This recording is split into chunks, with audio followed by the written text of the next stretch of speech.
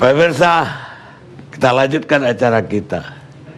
Kalau Anda berharap orang lain akan adil kepada Anda, karena Anda adil sama mereka, itu sama saja dengan Anda mengharapkan singa tidak makan Anda, karena Anda tidak makan singa itu. Brad Pitt Arbuks, penulis India. Sekarang saya mau ke Fadlizon. Apa tanggapan? Ya, Fadlizon. terima kasih Bang Karni. Ya, menurut saya ini adalah sebuah sinyal kemunduran demokrasi kita. Ya, bahwa di dalam sistem yang telah kita pilih, sistem yang demokratis, supremasi itu harus ada pada sipil, dan itu melalui satu proses yang demokratis.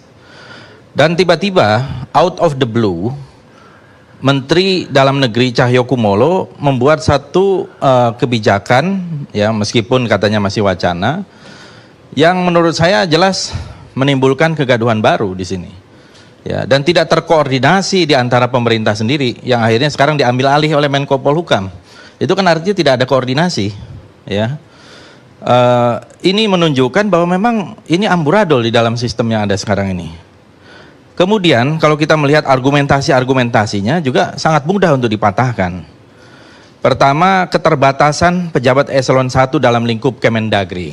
Saya kira ini bisa debatable soal angka, karena di sana kan juga ada sekitar 16, ya tadi juga disebutkan oleh Pak Sony, jabatan eselon 1 atau jabatan pimpinan tinggi yang memiliki kekosongan jabatan gubernur, yang nanti ini bisa dianggap mungkin akan menyerap berbagai macam sumber daya yang ada di sana. Tetapi kan aturan yang lainnya itu jelas mengatakan bahwa ini adalah pemimpin tinggi madya yang saya kira harusnya jelas sipil.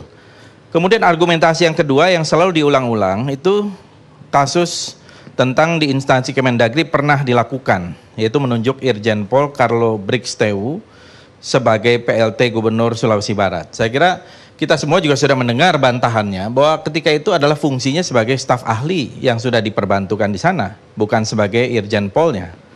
Ya, saya kira ini juga mudah untuk dibantah gitu.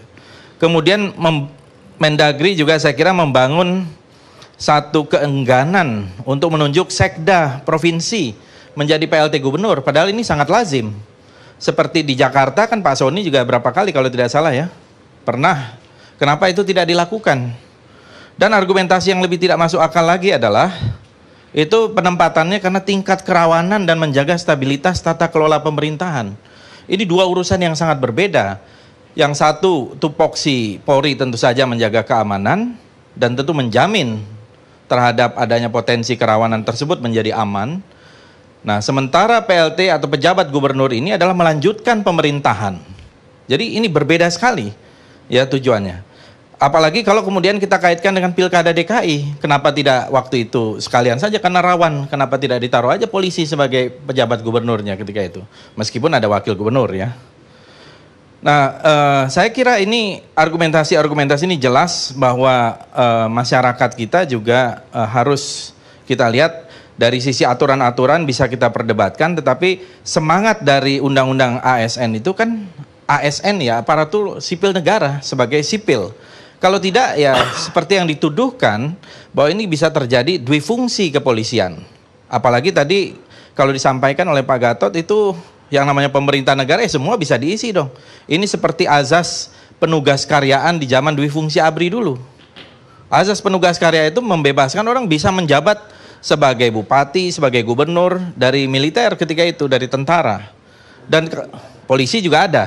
Dan kalau ini terjadi lagi, menurut saya ini satu kemunduran dalam demokrasi kita.